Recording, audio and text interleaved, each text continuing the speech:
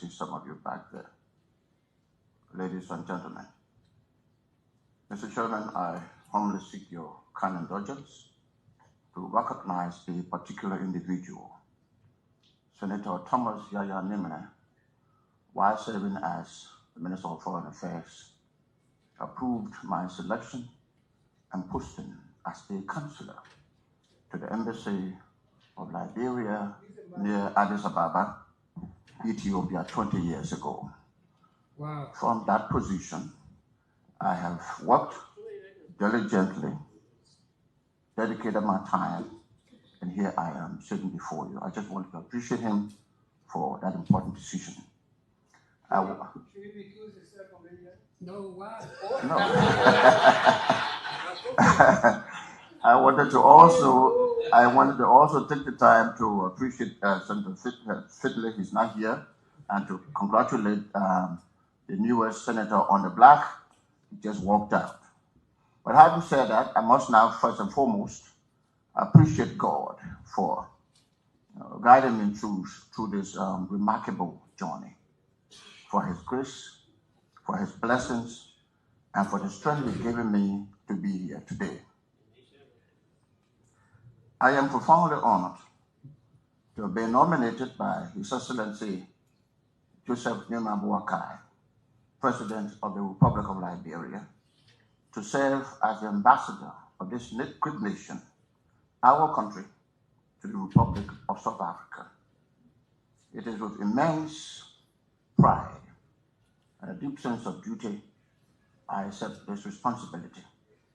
My wife and the rest of my family join me in thanking President Boakai for this preferment.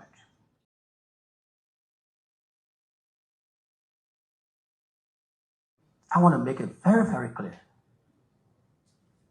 The issue that has to do with Burkina Faso started 20 years ago when President Ellen Johnson Sirleaf took power.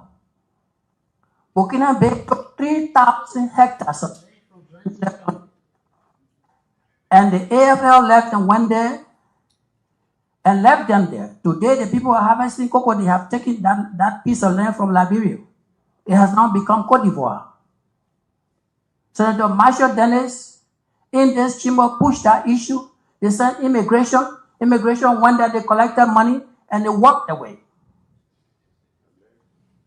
I'm not saying alleged because I'm here to prove.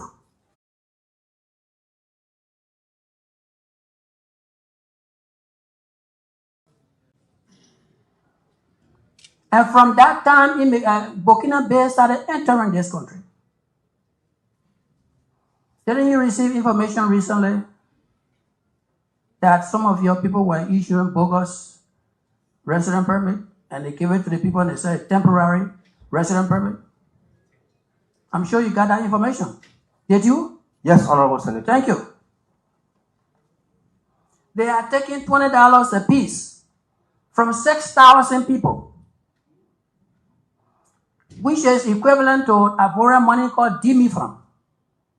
And they are issuing document to the people, temporary resident permit. And then you got to go send additional 6% there. You just dirty the water. If the people are already corrupt, they need to be removed, and then you send a new group. But if you have people there that I have been meeting with, I have been meeting for the past 1 month in my Easter break.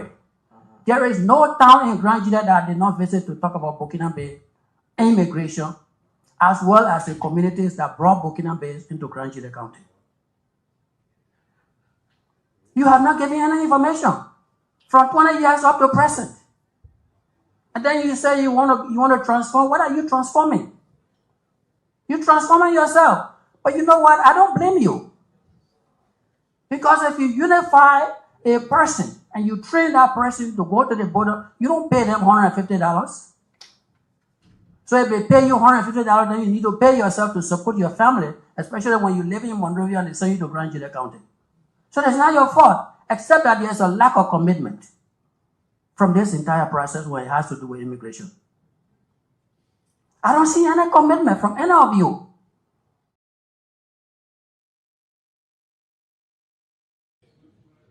Mr. Chairman, distinguished members of the Committee on Foreign Affairs. Service to country is a higher calling.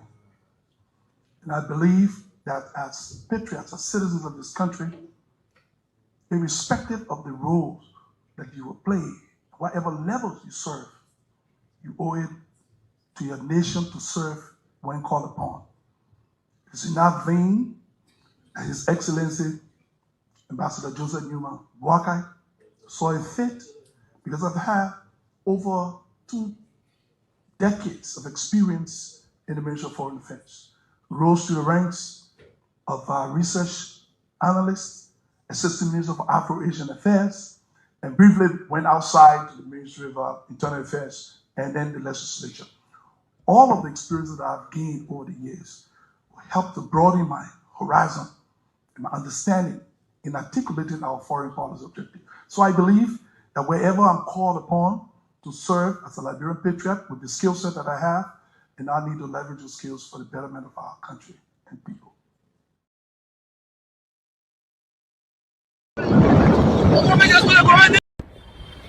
Okay, good evening, good afternoon.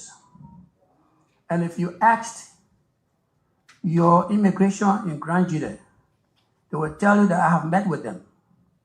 This is one of the 6 meetings that I'm having for the past 1 year, couple of months that I've been in this chamber. You, the immigration, you are embarrassing this country. I want to make it very, very clear. The issue that has to do with Burkina Faso started 20 years ago when President Ellen Johnson Sirleaf took power. Burkina Faso took 3,000 hectares of land, and the AFL left and went there and left them there. Today, the people are harvesting cocoa. They have taken that piece of land from Liberia. It has now become Cote d'Ivoire.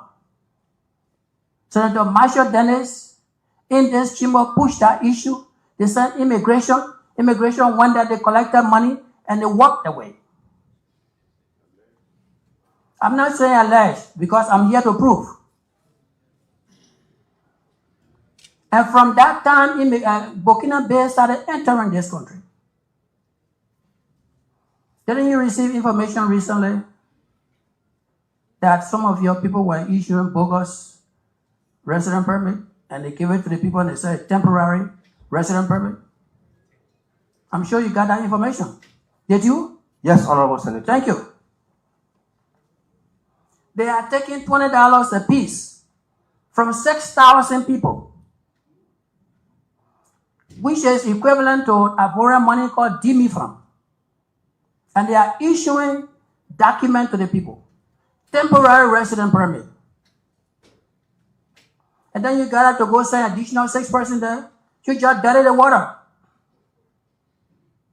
If the people are already corrupt, they need to be removed. And then you send new group. But if you have people there that I have been meeting with, I have been meeting for the past 1 month in my Easter break.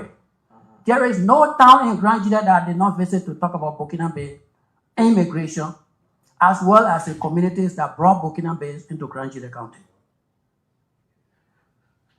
You have not given any information from 20 years up to present. And then you say you want to transform. What are you transforming? You're transforming yourself. But you know what? I don't blame you. Because if you unify a person and you train that person to go to the border, you don't pay them $150. So if they pay you $150, then you need to pay yourself to support your family, especially when you live in Monrovia and they send you to Grand Jude County. So that's not your fault, except that there's a lack of. Good morning, good morning, good morning, good morning. Good morning and a pleasant welcome to yet another edition of the Today Show. This is the Spoon Breakfast program here on Spoon 107.5. We're also live on our various social media platforms, Spoon TV Live, Support TV Live, Fabric TV Live. And we got our YouTube channel, you know. The show has also been simulcast on Fabric 101.1. So welcome to it. It's 8 minutes on the flip side of 8 o'clock this morning. My name is Yekezi Zwobel. And of course, This is the Today Show, your trusted source for deep dives and fresh perspectives on the forces shaping the world.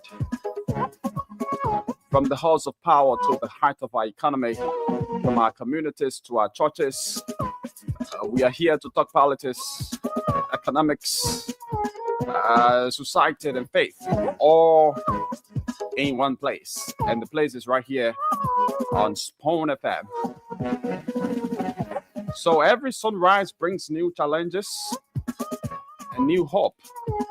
So whether you are driving to work, probably sipping your morning tea, or just getting your day started, I like to urge you to stay with us as we unpack the headlines, amplify your voices, and ask the hard questions that matter.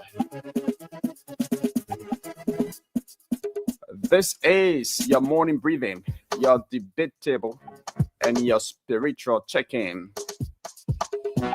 And again, my name is Yekezi Zobe. What do we have lined up for you this morning?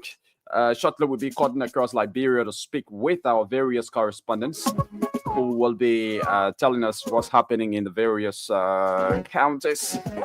A lot of interesting, news coming from the various counties, especially in Nimba County, where we understand that Buckingham B was allegedly killed. And in a town there in Nimba, also, we are getting report of mob violence following the murder of a resident in the town. So we'll be speaking with our Nimba County correspondent, Victor Cooper, this morning on the show about that.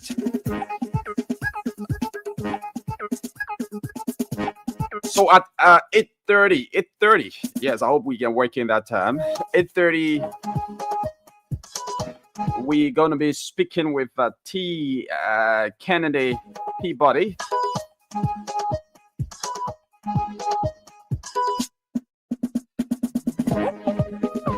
He's an owner of a real estate in Liberia.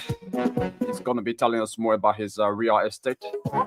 At 9 o'clock, we're going to speak to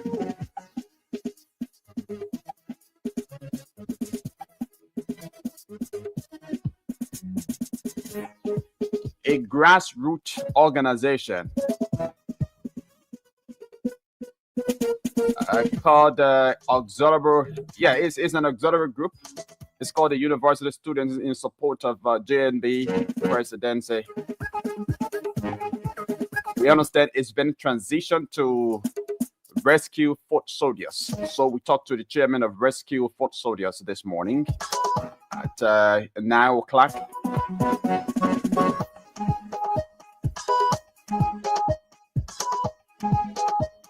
And we'll be talking about the performance of various sectors under the UP-led government. A failure of appointees to empower foot soldiers of the UP, plus a lot more. It's a 30-minute discussion here on this station. So wherever you are and whatever you're doing, keep a dial set. On the flip side of 9 o'clock, we will rumble through the local dailies to know what's happening in the print media. So the show is very, very jam-packed for you with a lot of information. So all you've got to do is to invite someone to listen alongside you. We'll also speak to the spokesperson of the workforce there at Asnomenta in Nimba County. We are understanding that there are some, bad labor practice at, Asnomenta in Nimba County, for which some of the employees will be protesting for beginning at 10 a.m. today. So we'll be speaking to, some of the protesters about their protest. They're protesting for medical benefits and over other bad labor practices allegedly at Asnomenta. So we'll be speaking with them right here.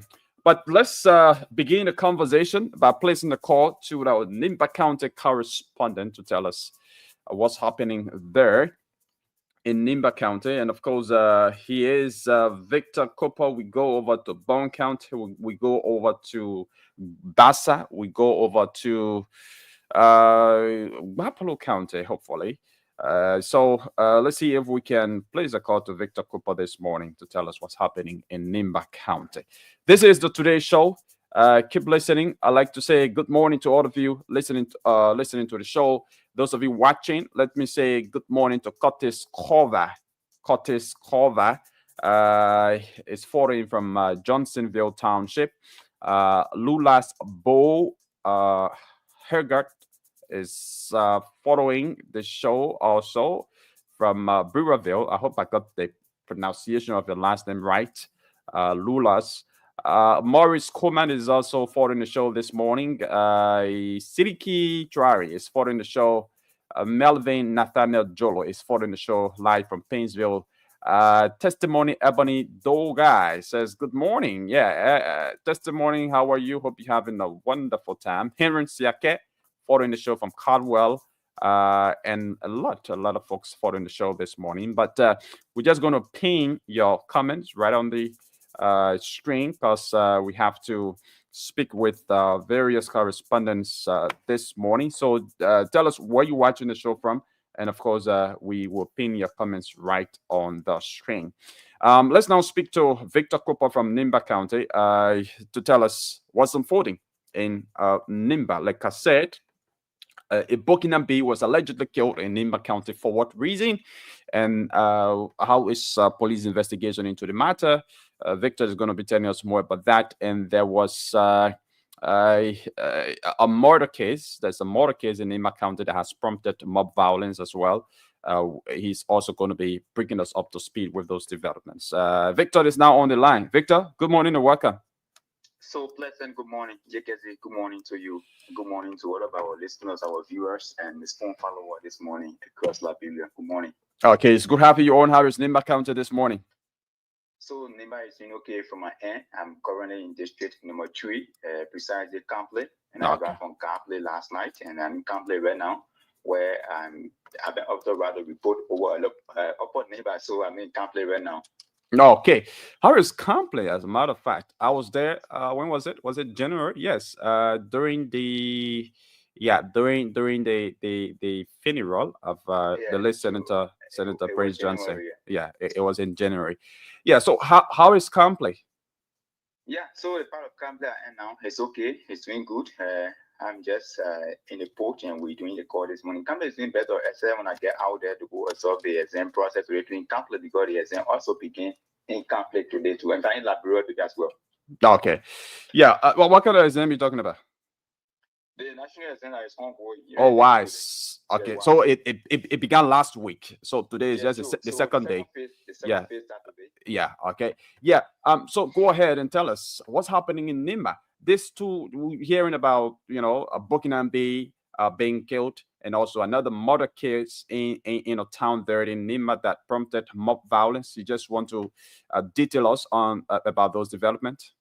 Yeah, so what we're going to happen is that we're going to have to take you to the tip of this whole information because it got to us 2 days ago, but we were lobbying to see if we can make our way in Campley.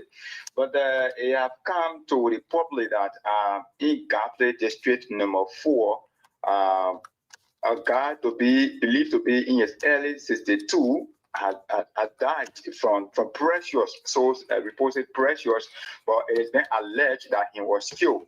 So the mob violence, the angry crowd in the town used mob violence to have killed the men who were reportedly involved into the death of this 62-year-old man. But it all started, this man who is in a seeking treatment now at Ganta Methodist Hospital in 1 million way, which told his name is 1 million way. So he gave a power soul to this 62-year-old man who died. I'm struggling to get his name. Since we got here, I'm not been able to get his name because no one is ready to speak to me except some of the people who I spent the night with last night where they weren't able to give me detailed information. So Leon Way gave a power soul to the 62-year-old guy to be sawing. So that he had been using the saw in Campley for almost 3 to 4 years now, and they've been making business together. So they come to a point where the man got requesting for his soul to take it back home because his soul has stayed a long time with this old man who passed out. So he went there with motor park and requested for his power saw. So the old man was like, the power saw was the only dependable in her ever now in life, and so he not thought of giving the power saw out. So after he gave the man his power saw, according to the doctor, when the guy left, within 30 minutes, he got on motorbike, he was coming to Camden with a power saw. Within 30 minutes, the old man who they took the power saw from fell down like jerking.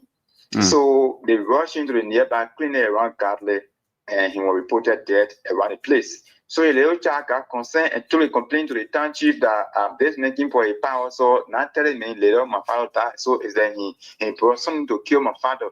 The town chief was not able to use the wisdom to strategy to get the man away, but he decided sending a team after the very man who came for the power saw. So he sent a team to go and call the man right away, and the team came to arrest the man on the road. I wish you're not reaching Campley. So they saw him on the road and they having arrested. They carried him back. Upon his arrival in Campley, there was no time to be wasted. Angry crowd jumped on him, massively beat on him to the point of death. We've told he narrowly escaped where he had to come around the nearby town called Bear Play, where we got some immigration also around there, when he was to seek refuge from them. And luckily, the police commander of Nimba County was already in Campley. Got the information. He sent a team in that time to rescue this old man and bring him to Uganda, and where he now undergoing treatment. But at the same, we've told they arrested the town chief and some young people in Campley. They are now in police custody in Campley here. Wow. Very interesting but sad development there from Nimba County, Campley specifically. So those who carried out the mob violence or the violent act, have they been arrested? Have some of them been arrested? Or yes, so 2 persons have been arrested, including the township, making them 3. But we've told they will free the township because he had to go and study the affair of the town. But he did not do his duty by maintaining the life of the guy who is now at the hospital, because he was the one who actually caused the beating, the massive beating of that guy. They might probably kill him. He should have been the cause for that guy death. They could kill him because being a town chief, getting such information, everyone expected you to maybe protect the life of that guy who is involved. Then you send him for him right away to return in the town. So where angry crowds already moving around, alleging that you were the one who did the killing, and you send him for him right away. So we've told the town chief is now in the police custody in Campley. So I'll also be going to the police station this morning to find out myself as well. Okay. The owner of the power saw who, died. Chainsaw. It was not the owner of the power saw who died. Who they took the power saw from was the one who died. Okay. So, has there been any determination of his cause of death? No, people said that pressure. Pressure. Especially those of whom we spoke with said the man died out of pressure because it seems to be maybe the power saw had just. I mean, I'm talking about medical determination. Not what people say. I've never spoke with medical people in the town. I spoke with the town. But was his body taken to hospital? No, they never cleaned it. But his daughter, who I spoke with, said our pressure. Okay, his daughter said it was pressure. His daughter said our pressure after the death. The nothing that got out there was a pressure. So it seems to be the power saw actually help to him. So taking it from him come as a serious blow and leaving him to his death. Okay. Now, let's move on to the next development about the death of a Buckingham Bee there in Nimba as well. What prompted that? I remained in Campley last evening when I received communication from some reliable sources in district number 6, where I'm thought of going there probably this afternoon and my past at night in public. So it has been reported that a Buckingham Bee has been killed for land dispute in district number 6 public district in Nimba County. So according to what I'm getting, I'm going on ground to have it fully confirmed is that those guys were involved into making farm on people farmland in public. But usually what happened over there, you can see, is that those people came to seek a refuge from Liberians, and they are surviving through Liberians in that part of Nimba County.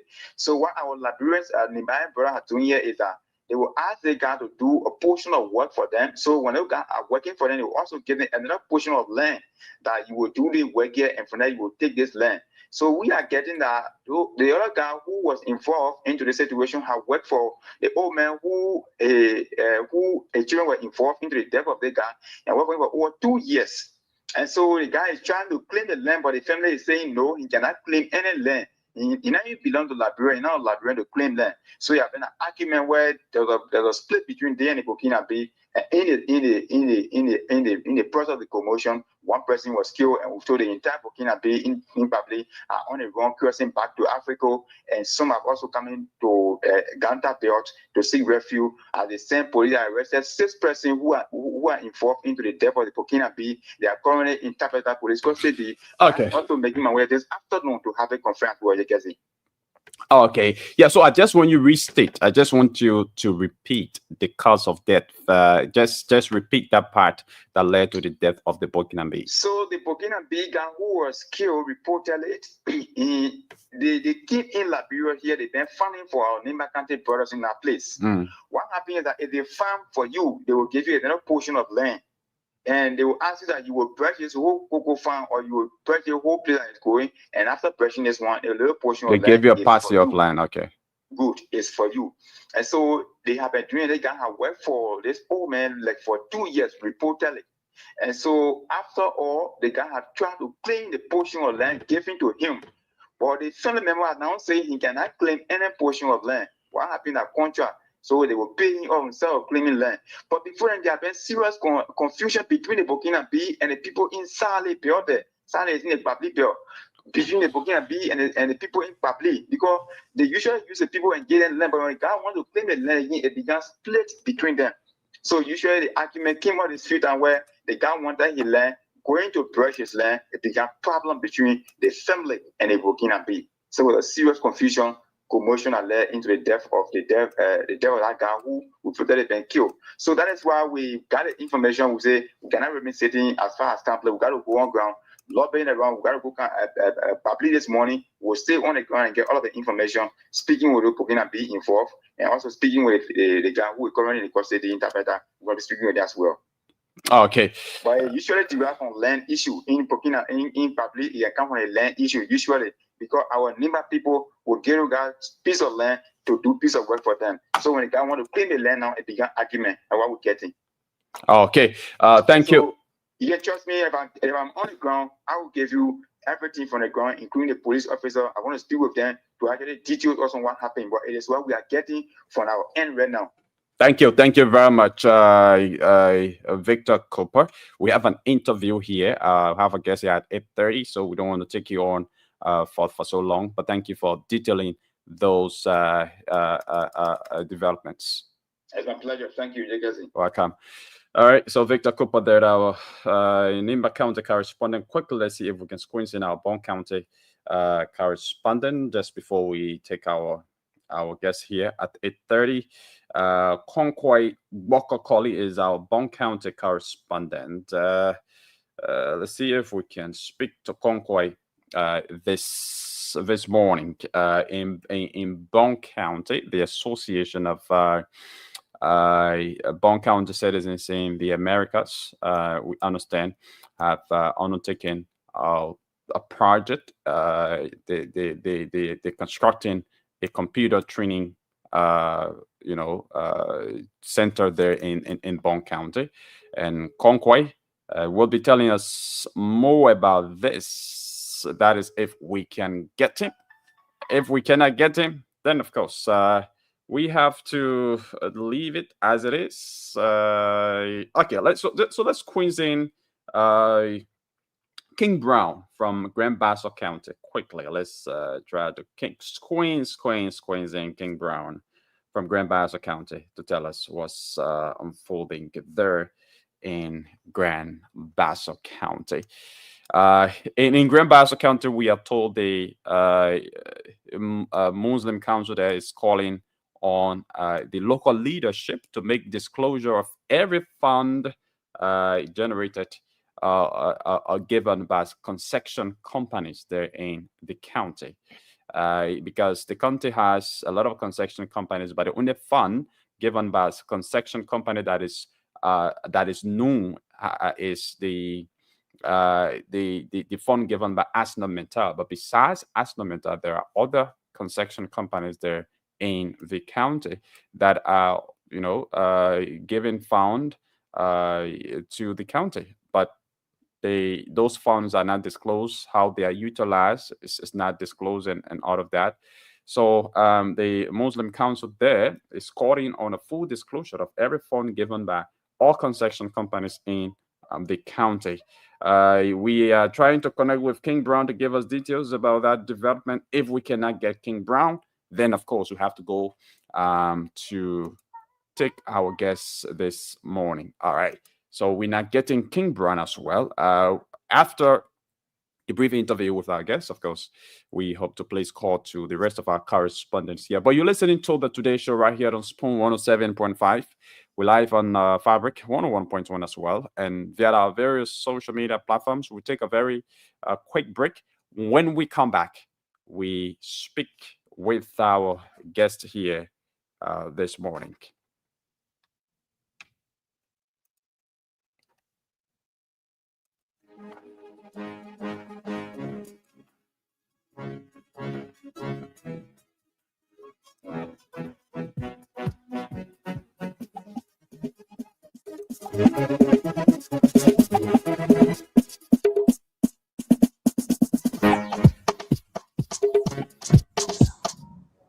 And if you asked your immigration in Grand Jude, they will tell you that I have met with them.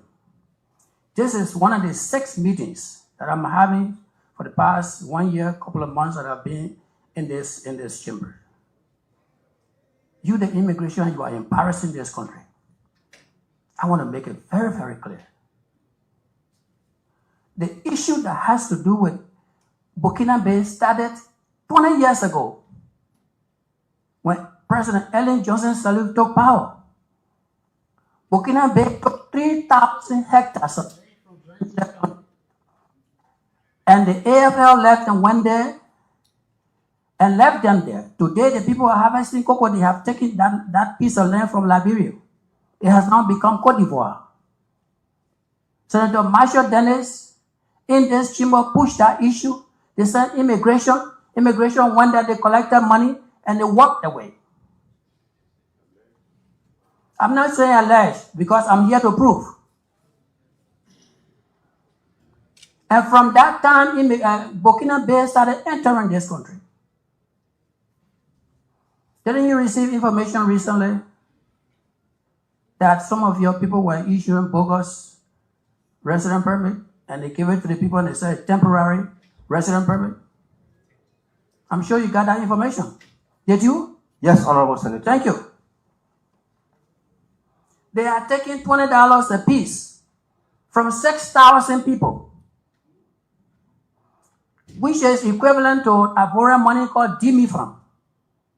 And they are issuing document to the people, temporary resident permit. And then you got to go send additional 6% there. You just dirty the water. If the people are already corrupt, they need to be removed. And then you send a new group. But if you have people there that I have been meeting with, I have been meeting for the past 1 month in my Easter break. There is no town in Grand Jude that I did not visit to talk about Burkina Faso immigration, as well as the communities that brought Burkina Faso into Grand Jude County. You have not given any information from 20 years up to present. And then you say you want to transform. What are you transforming? You're transforming yourself. But you know what? I don't blame you. Because if you unify a person and you train that person to go to the border, you don't pay them $150. So if they pay you $150, then you need to pay yourself to support your family, especially when you live in Monrovia and they send you to Grand Jude County. So that's not your fault, except that there's a lack of commitment from this entire process when it has to do with immigration. I don't see any commitment from any of you. Alan. Okay. Yeah. So now, how is business with you? As we are talking to you, business is hard. Business is hard. Doesn't collect. Thank God you reach on the street. Wow. So I mean, what's the exchange rate right now? The exchange rate right now, it's not stable, man. Okay. So like how much in some Yeah, cases? some cases you go change. You go change USA. People charge 1,000 for loyalty. You cancel, you change for 970. You cancel, you change for 980. You cancel, you change for 950. Okay. Yeah, So it's really not stable. it's not stable. It's not stable. Now you spoke about the economy being very tough. They're not really buying from you. What do you think? Is it the fault of the government or is it just the economic reality? Is it something that's just happening across the world? It's the fault of the government because it came from that two speakers when we're having in the country. When that two speakers situation on, we get one speaker, one samba. So the fault from the government. Wow. So you think things really started getting hard when the speakership fight became at the House of Representatives? Yeah. Okay. Yeah, sure. Okay, so before things started getting hard, when you can't hustle sometimes whole day, how the business used to be like so now how many used to make per I mean, day? sometimes I'm not allowed to use. Sometimes I make 7 hours on the street before one customer can ask me for even $5 before one customer move from here. Sometimes I go 3 hours if I talk to another customer. And when I used to having that before, Wow. for sure. So what you want the government to do to you? No, they should step that game out. Okay. Yeah, they just should step that game out. Okay. So you say things are better first, but it's not better again. But yeah, When you came before, you used to make more money. sometimes 2 hours time in 70, 100 and laying back. You don't want to go fast on a lay quiet corner to relax. That time I go, you don't pay thing about paying super, not now. Wow. Now the pay super not play. That's in cool. All right. Thank you for talking to Spoon TV. Thank you. Mr. Chairman, distinguished members of the Committee on Foreign Affairs, further distinguished senators, officials of the Ministry of Foreign Affairs, I see some of you back there, ladies and gentlemen. Mr. Chairman, I humbly seek your kind indulgence to recognize a particular individual, Senator Thomas Yaya Nimene, while serving as the Minister of Foreign Affairs, approved my selection and posting as a counselor to the Embassy of Liberia near Addis Ababa, Ethiopia 20 years ago. Wow. From that position, I have worked diligently, dedicated my time, and here I am sitting before you. I just want to appreciate him for that important decision. No, why? No. I wanted to also take the time to appreciate Senator Fiddler. He's not here, and to congratulate the newest senator on the block. He just walked out. But having said that, I must now first and foremost appreciate God for guiding me through this remarkable journey, for His grace, for His blessings, and for the strength He's given me to be here today. I am profoundly honored to have been nominated by His Excellency Joseph Nimba, President of the Republic of Liberia, to serve as the ambassador of this great nation, our country, to the Republic of South Africa. It is with immense pride and a deep sense of duty I accept this responsibility. My wife and the rest of my family join me in thanking President Boakai for this preferment.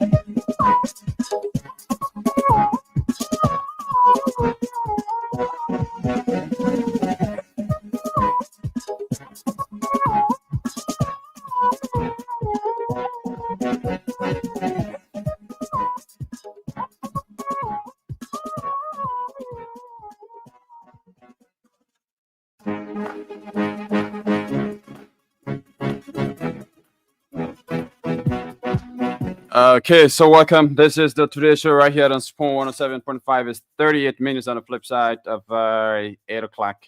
We have 22 minutes climbing up to 9 o'clock.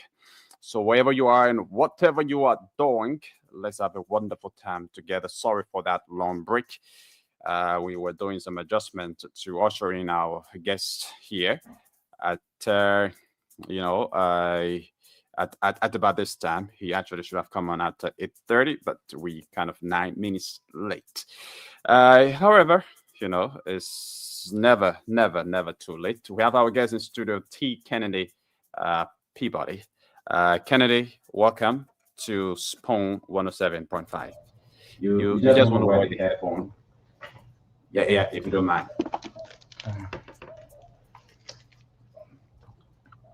Okay, welcome to Spawn. Thank you so much. All right, it's a pleasure having you on. How are you? I'm doing great.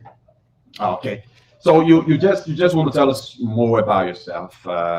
Not too many people out there know you. You just want to tell us who Kennedy is and what Kennedy is involved with. Okay, so my name again is T. Kennedy Peabody. I'm a Liberian by nationality.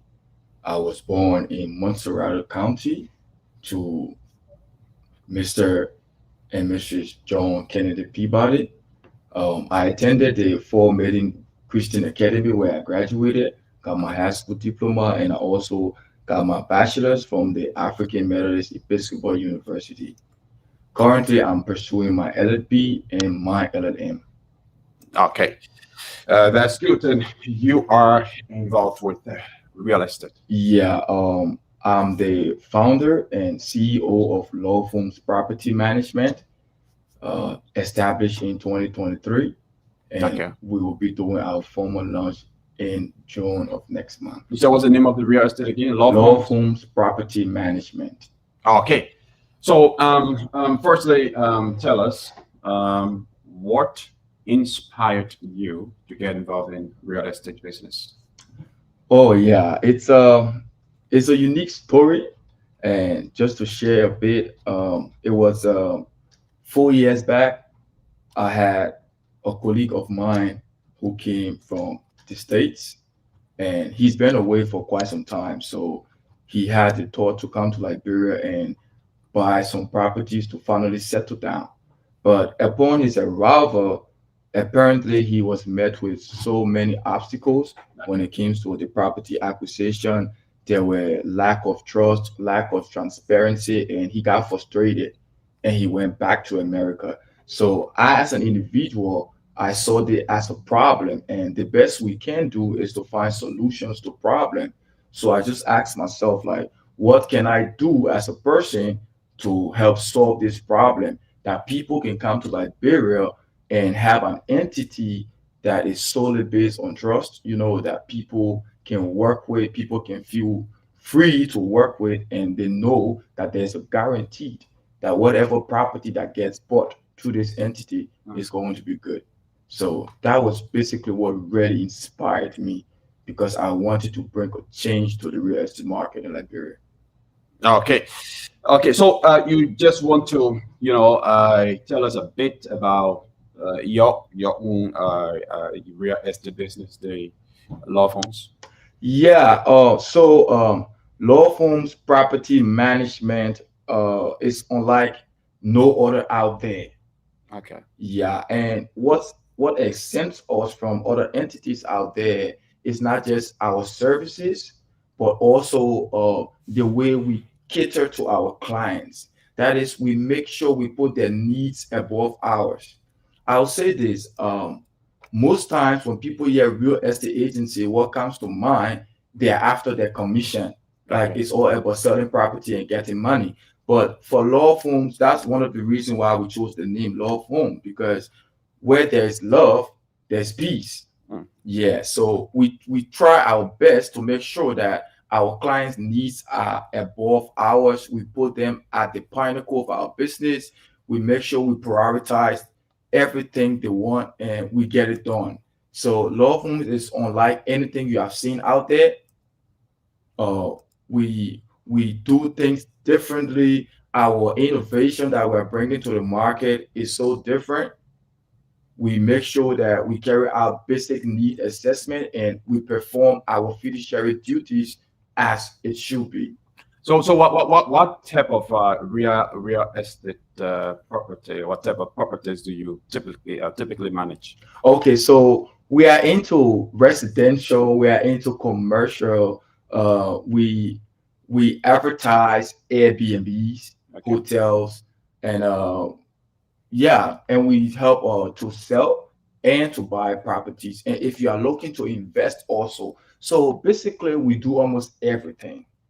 Okay. Yeah. And where's the office?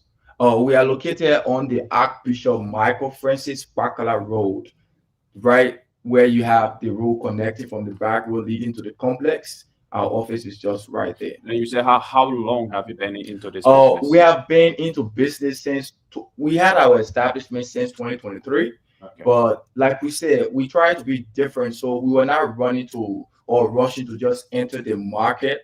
We needed to do our studies, understand the real estate market, make sure we know how it works, that we can give better services out there. So what we have been doing since 2023, we have been handling private clients. Okay. It's just about this time that we decided, it's about time that we get into the full market to the public out there, that people can hear about us and know about us.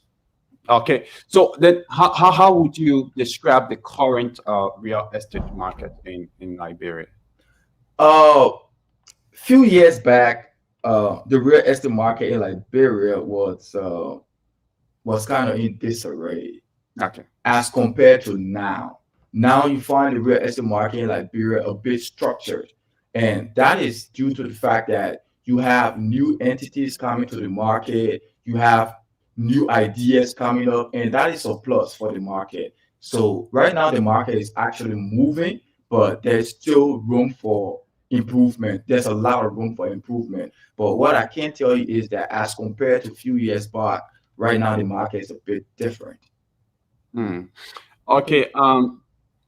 So in your own business, I mean, where do you operate specifically?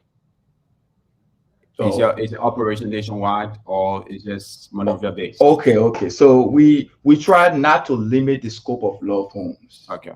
Yeah. So I was residing in Rwanda recently. So we created network because there's a normal adage that your network is your net worth.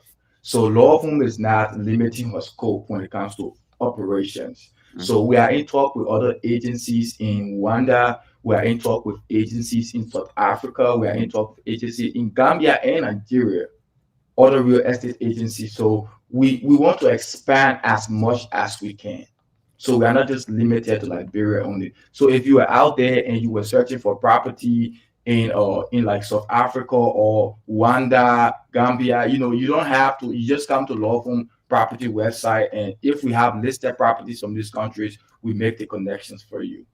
Okay, and you talk about website, and that is interesting. Tell us more about that. Yeah, so we have our website where we upload new properties. Okay. But before we put properties on that site, right now we are working on an MOU with the LLA, the Liberia Land Authority. We're trying to reach out to them and other agencies that are involved with the real estate market.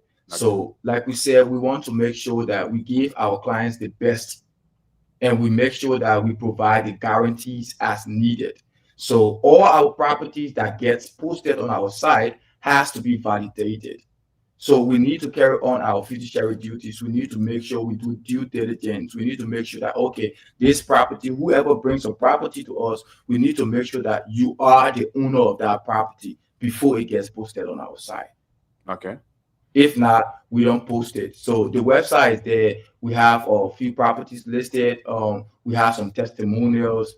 We have a space where clients can leave the testimony, clients that we have worked with.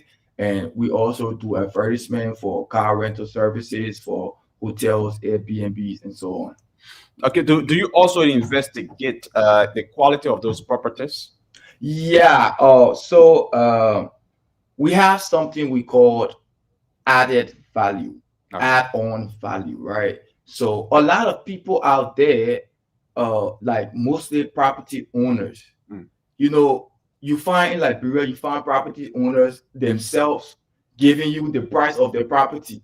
Somebody bring a property to you and tell you, my man, I'm selling the property here for $100,000. But it becomes our duty to give you the best advice as to the value of your property. We have to, if it's an age-old property, we have to consider depreciation and all of those kind of factors. And so sometimes people overvalue properties, sometimes they undervalue properties. So if you were to overvalue the properties, we have to show you all the loopholes that you get to understand that, okay, instead of this property being maybe costing approximately $100,000, this property should be around maybe 70. So we use something called the CMA, the comparative market analysis, where we take into consideration the vicinity or other properties that have been sold in that area, maybe similar property as compared to yours. What was the price of those properties and all of that, all of those things. So those are basically, you know, some of the things we do. Okay. What are some of the factors that you think are hindering the growth of real estate market in Liberia? Yeah, that's a very brilliant question, and I really want to speak to that. If you're out there, you're listening, you see, the real estate market in Liberia, like I said, has serious potential to grow. But if this market will grow, that means that certain things needs to be put in place. And some of those things, basically, I will just focus on a few. One is security. Security. Yes. Who wants to buy a property if they are not secured? Or if the property is not secure, or the community is not secure? You could decide right now that you want to maybe start a project, maybe far beyond the airport or in Margibi. But how do you guarantee security? People want to move out, but they need to feel safe first. Another thing is the aspect of decentralization. That is a major issue in Liberia. I cannot be working with, for instance, Transport Ministry and you expect me to move to Margibi when the office is still right here. So people want to move out, but because we don't have entities, government entities being, you know, decentralized, so you find everybody trying to live in an area that they have access to their workspace. So that's a serious issue in Liberia. And another factor is the access to basic necessities, electricity, water. I don't want to move to Margibi and start facing water problem, no electricity. So the real estate market wants to boom. People want to invest. But until these things can be looked at, it's going to be a serious problem for the real estate market. Okay. All right. You just want to expand on the issue of security. When you talk about security, are you talking about the legal ownership of the property? Are you talking about the safety of the property? Whether if I buy this property, you know, there's not going to be any problem. There's not going to be anybody coming, you know, to clean the property after purchase. Is that what you're talking about? Well, I'm not solely focusing on the aspect of the legality of property, because as an agency, like I said, it's our duty to carry on due diligence to make sure that the property is secure as it should be. But I'm talking about security in general. All right.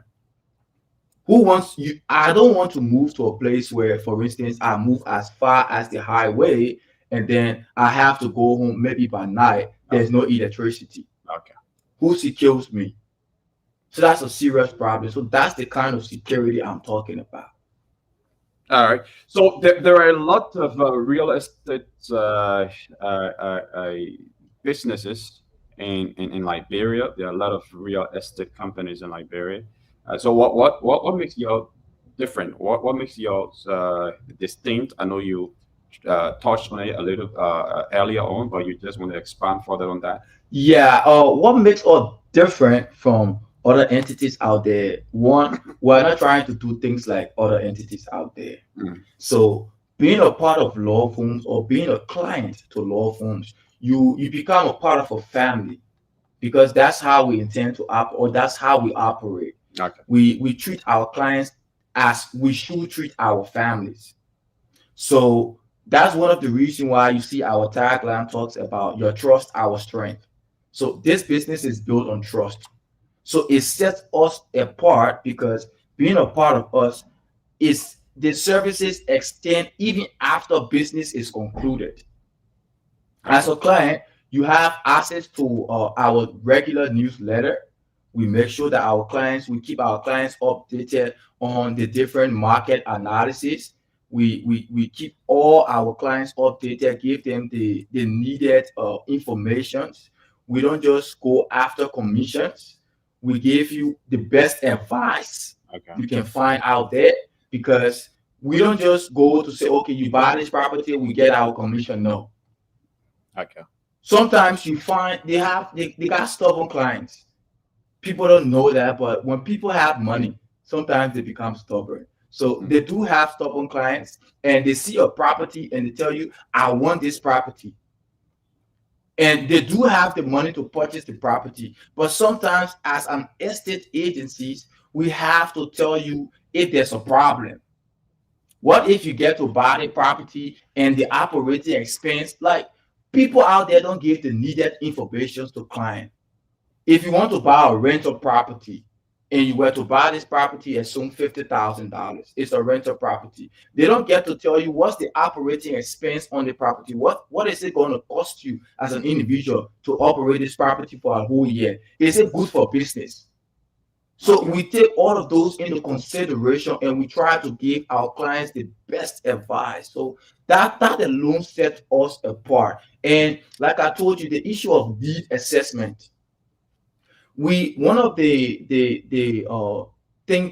things that a real estate agent should know, or one of the skills that a real estate agent should possess, is listening skills. Okay. Yeah, we give our clients the time and we listen to their needs, and we try to tailor our services to accommodate those needs. So those are things that set us apart in the market. Okay. So folks, you are listening to the Today Show right here. We have in our studio T. Kennedy Peabody. He's from the Love Homes Real Estate, and he's here talking more about, this particular real estate company, the services that they do provide, and how unique or distinct those services are. So we will open the lines later on. I know you probably have some questions to ask him, but later on, after my own questioning, we will open the lines so that you two can call in and make your contribution if you have any. So now, one may ask, this is a general question, especially you from a real estate background. What do you think makes a property a good investment from maybe a management point of view? Oh, what makes a property a good investment? Well, if you were to consider you were an investor, right, and you want to invest in a property, okay, there are a few things that you have to consider. One, you need to consider the locality. Where is this property located? Because a lot of people make the mistake of investing in a property. Sometimes the investment might be right, but the kind of business might be wrong. Like you take for instance, you take an investment to consider Buchanan. Okay. Yeah, you want to invest in Buchanan, and you see a property there. The buying price or the asking price on that property suits the kind of property and everything, but then the kind of business that you intend to do there, does it suit the environment? Okay. Yeah, those are some of the mistakes people make. So when investing in a property, or you need to make sure that the money fits right for the property, and the type of business that you intend to do there also fits right. You don't want to misplace the business, or you don't want to carry out a kind of business that won't generate the profits as intended, because the whole aim of investments is returns. Okay. Yeah. Okay, so now let's talk about technology, because by the day technology is improving, technology is advancing. So how do you think has technology changed the way properties are managed? Well, technology has changed the way property is being managed a lot. Okay. A lot. Unlike before, if you were a property owner and you want to maybe view your property, or you want to have an oversight on your property, right? You need to be on ground. You need to be available. You need to be in person Okay. to see the property physically and all of that. But right now, technology has, changed that whole scenario. You don't have to be present to have a view on your property. That is what we are in the market for. We do property maintenance. So if you were maybe a property owner out there and you want us to control your property, like, you don't have to be available. We take on all the hassle. We manage the property from rental placement to contracts to property maintenance and everything. Yes. So technology has really done great. And every time you see new ideas, especially with the introduction of the AI, Okay. yeah, that has also changed the market. That has changed the market a lot. Okay. So you find a lot of agents and agencies out there making use of the technologies out there, the new AI software, all of those things. And law firms to also use some of those softwares, Yeah. to make sure that we render the best services out there. Okay. Thank you very much. Now, your payment methods. Yeah. How is it like? Oh, so we have the regular bank account, Okay. and we also run an escrow service. Okay. Yeah. So if you were to be in business with us and you want to like pay our service fees, it's either you pay through the company account, and for people out there who are buying properties too, we use the escrow accounts. So the money is sent to that account, but it's not given to the seller until the deal is completed. So the bank too has some leverage. Yeah, the banks too play a major role in handling that funds. Okay. Yeah. Okay. But also, is the payment immediate? That is to say, if I want this property, I must pay out of their money, before the property can be turned over to me, or maybe I have to pay maybe like certain percentage, maybe like 70% of the money, and then the property be turned over to me, and then at a later time I pay the balance.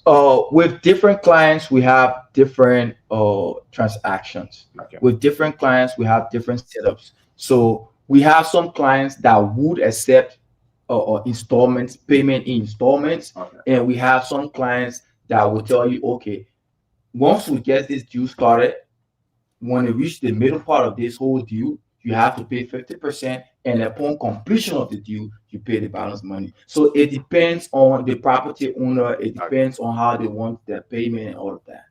Okay, but you accept any payment method?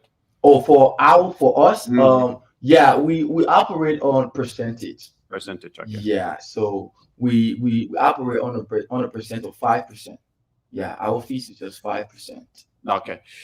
Okay, so now if someone is listening to you and want to get in contact with Love Homes Real Estate, yeah, how can they get in contact with you besides going to check your website? How can they contact you? Yeah, we have you can contact us through our business WhatsApp. Okay. We have our local numbers, both Lone Star and Cellcom. Okay. And we also have our Facebook page. You can contact us through all of those channels. You want to call those numbers just before we go to the lines? Yeah, our Lone Star number is 0887 163 Our Cellcom number is 0770-372-859. And our WhatsApp business is +250-79-400-3017. Okay. All right. Let's go to the lines. We have T. Kennedy Peabody, a real estate. Can I call you real? Your position, your manager? Are you a manager? Yeah, I'm the CEO, and CEO. founder of a law firm. You got a big position. You are founder. Okay, yeah. So he's here in the studio to talk. He's been talking more about his real estate company, Love Homes. So if you want to call and maybe ask him a question, probably you're interested in dealing with him or with his company, you can call us on 07704177240 05551010750 077771075. Those are the numbers to put it through, or probably you're not interested in calling, on the radio to, discuss with him.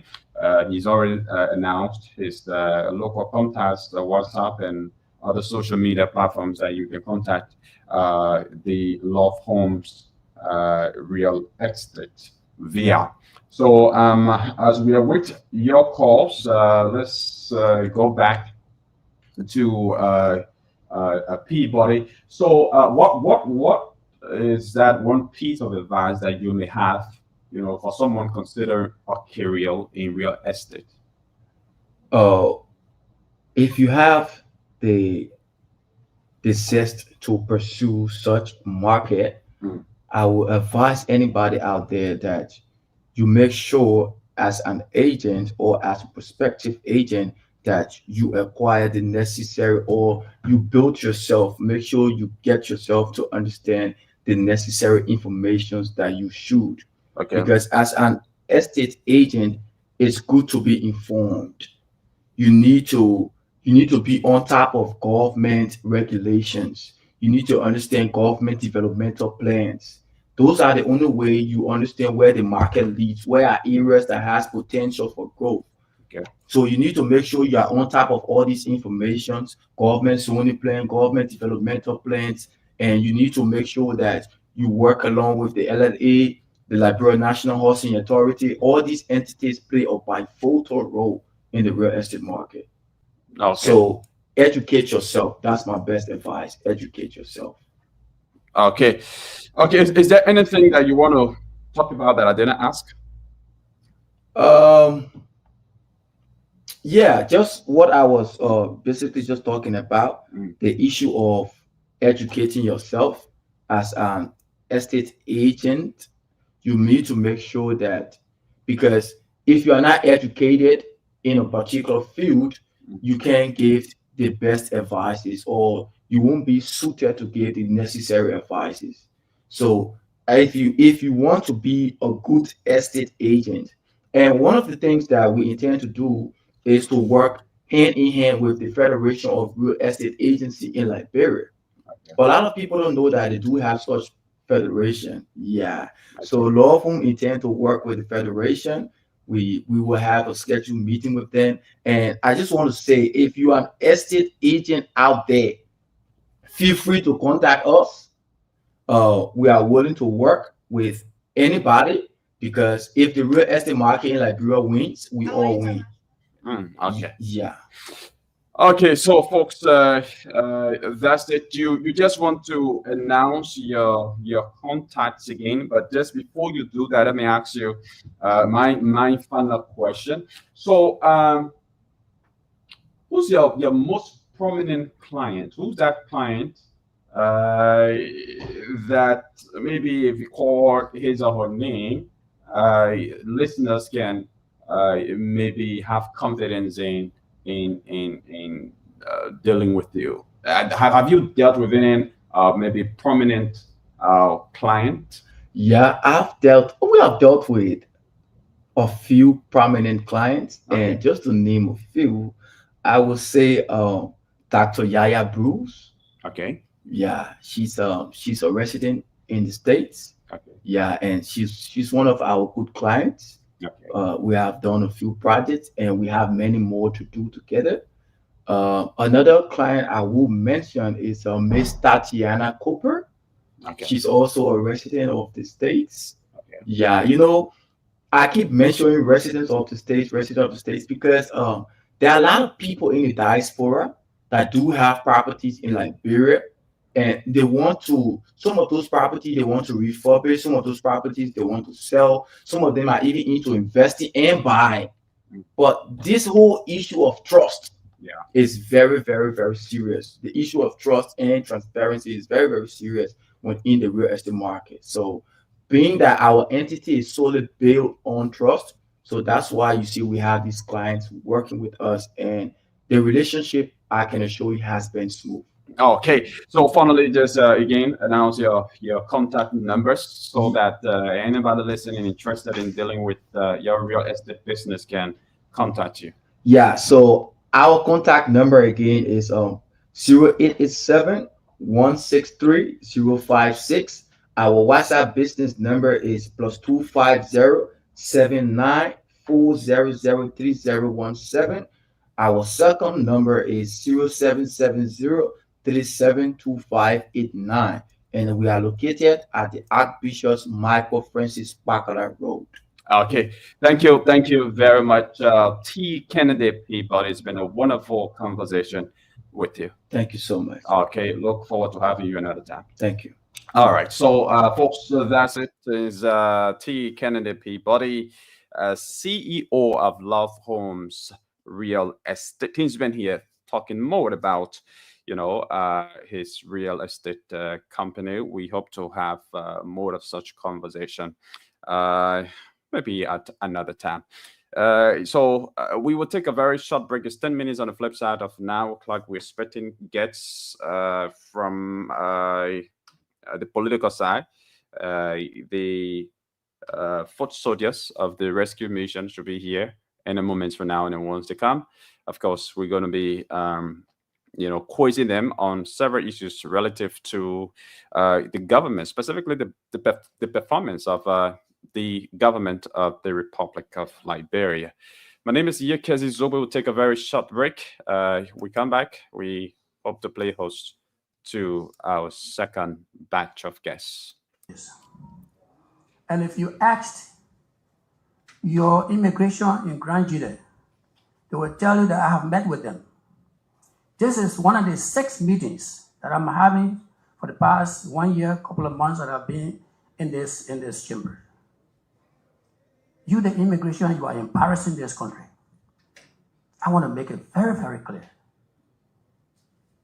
The issue that has to do with Burkina Faso started 20 years ago when President Ellen Johnson Sirleaf took power. Burkina Faso took 3,000 hectares of land, and the AFL left and went there and left them there. Today, the people are harvesting cocoa. They have taken that piece of land from Liberia. It has now become Cote d'Ivoire. Senator Marshall Dennis in this chamber pushed that issue. They said immigration went there, they collected money, and they walked away. I'm not saying alleged because I'm here to prove. And from that time, Burkina Faso started entering this country. Didn't you receive information recently that some of your people were issuing bogus resident permit and they gave it to the people and they said temporary resident permit? I'm sure you got that information. Did you? Yes, Honorable Senator. Thank you. They are taking $20 a piece from 6,000 people, which is equivalent to a foreign money called DMIFRAM. And they are issuing document to the people, temporary resident permit. And then you got to go send additional 6% there. You just dirty the water. If the people are already corrupt, they need to be removed, and then you send a new group. But if you have people there that I have been meeting with, I have been meeting for the past 1 month in my Easter break. There is no town in Grand Jude that I did not visit to talk about Burkina Faso immigration, as well as the communities that brought Burkina Faso into Grand Jude County. You have not given any information from 20 years up to present. And then you say you want to transform. What are you transforming? You're transforming yourself. But you know what? I don't blame you.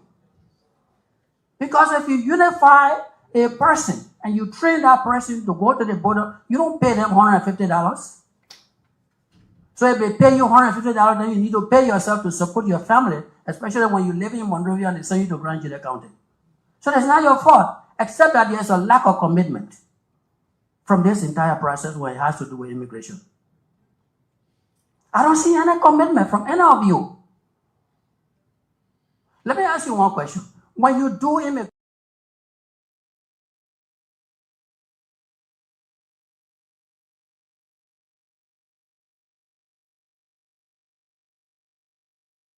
service the country is a higher calling. And I believe that as patriots, as citizens of this country, irrespective of the roles that you will play, whatever levels you serve, you owe it to your nation to serve when called upon. It's in that vein that His Excellency, Ambassador Joseph Nimba County, saw it fit, because I've had over 2 decades of experience in the Ministry of Foreign Affairs. Rose to the ranks of research analyst, assistant minister for Afro-Asian Affairs, and briefly went outside to the Ministry of Internal Affairs and then the legislature. All of the experiences that I've gained over the years will help to broaden my horizon and my understanding in articulating our foreign policy objective. So I believe that wherever I'm called upon to serve as a Liberian patriot with the skill set that I have, and I need to leverage those skills for the betterment of our country and people.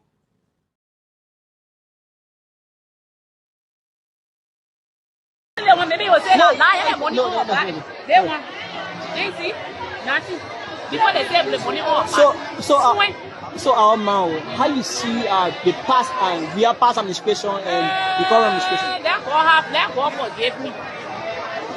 Let we are God forgive me. 100,000 millions not better than now.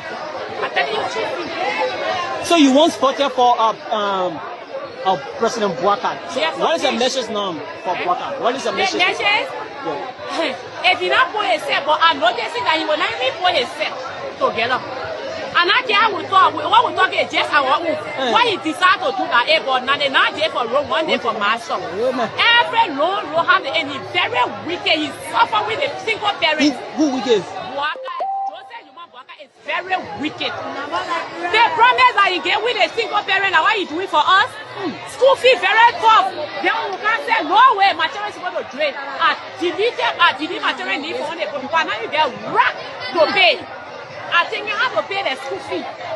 Amen. Yeah, we cannot buy nothing. So what if you use to be there? The pleasure, welcome back. You're listening to the Today Show right here on Spoon 107.5. Is 16 minutes on the flip side of 9 o'clock. And of course, my name is Yekezi Zobel. And like I told you, when we come back, we'll be playing host to the Rescue Foot Soldiers. We have in our studio Fasu Kroma. He's the chair of the Auxiliary Group, University Students in Support of JNB Presidency, now transition to Rescue Foot Soldiers. He's here alongside Lawrence Compton. They're here to talk about the performance of various sectors on the UP government and the failure of appointees to empower foot soldiers of the Unity Party. So, guys, welcome to the studio. I thank you very much for affording us the opportunity to man this sacred platform. I think this global opportunity will be a memory barrier in our heart. It will be something that will show to our children that we man this platform that play significant role in the ascendancy of JNB as President of the Republic of Liberia. Okay. Well, thank you, Legacy. I think this is my debut appearance, and we know how well this platform have revolutionized itself in the media landscape. And I think it played a very good, significant role in our party coming on board. So we gave all of the allegiance to this media institution and all other workforce here, including the entire management. Okay. So it is my pleasure interfacing with you to look at a wide range of pertinent national issues. Okay, this is good having you here, and this just begin the discussion because we've got limited time. Now, tell us about the rescue for soldiers. So, firstly, it was university students in support of the election of Joseph Nimba County for the presidency, right? Yeah, exactly. And then it's transitioned to rescue for soldiers. So obviously, I will know why it has transitioned. But now tell us about the rescue for soldiers. What do you do? What is the function, and all of that? Yeah, like I said, the rescue for soldiers, like you rightly stated, formerly was the university student in support of JMB presidency. But our mission was to galvanize Liberian people's support for in the various slum community, the hamlet, the noon and cranny of Liberia, to ensure that JMB become the next president true to our words and to the Almighty Allah. You know, it was possible JMB become the president, current president of the Republic of Liberia. So we cannot continue to, say, oh, JMB presidency. We have to transition to a new group that will help to protect the agenda of this revolution that we all stood the test of time for. Okay. So it was how we transitioned to the rescue force soldier. The rescue force soldier main function is to protect this agenda, because this agenda, we consider it the agenda, the rescue agenda or the arrest agenda, as the people agenda. Because all of the interests that border on the people in all of those things that border on the people interest are incorporated or formed within this agenda. So the rescue force soldier is there to propagate this agenda and to also shame who be detractors within the range of the governmental circle or of the governmental circle or of this regime that want to bring this sacred agenda to public disrepute. And as we go forward in this fascinating conversation, we will name some of those officials that are making inroads in their respective sectors. And some officials, some of those appointees that are being appointed and they are working, do not coincide with the IRS agenda. We need them here. Our role is to protect the agenda. We are there to praise those that are in the governmental circle and to also name and shame those within this regime that are bringing this government to public disrepute. Okay, so let's begin with the names of those individuals that, according to you, are bringing the name or exposing the government to public ridicule or disrepute, as you said. Who are those individuals? For us, the rescue agenda comprises of left-minded universitarian and university graduate professionals from various universities, various tertiary institutions across the country came under this umbrella to propagate one goal: to make JMB the president. Okay. And our goal, our mission is to ensure that this president, who is highly patriotic, who is highly experienced when it comes to working in the public sector, succeed. And to be very frank with you, we have cataloged some of their names, and we name one or two that are not doing well since their appointment. One person is that man who is occupying the National Disaster Management Agency. National Disaster Management Agency. Yeah, in Ansudole. The embattled chairman. He has been embattled at his own political party, the ACO. Okay. Yeah, he's been embattled because of malfeasance, alleged malfeasance. When you talk about malfeasance, that's a broad. You just want to narrow that down. What are some of the wrongdoings or malfeasances that he's been involved with at the National Disaster Management Agency? I think you have been following proceeding at the level of ACO. Okay. An area of preponderance of report came out, investigative report came out that linked them men to malfeasance. The way he handled that place. First of all, the men working relationship at the National Disaster Management Agency is very poor with co-worker and his fellow appointees. I'm told there's a fraction. He doesn't want to collaborate with colleagues that have been appointed at that entity. In fact, he even denigrate them and turn them as non-entity at that place.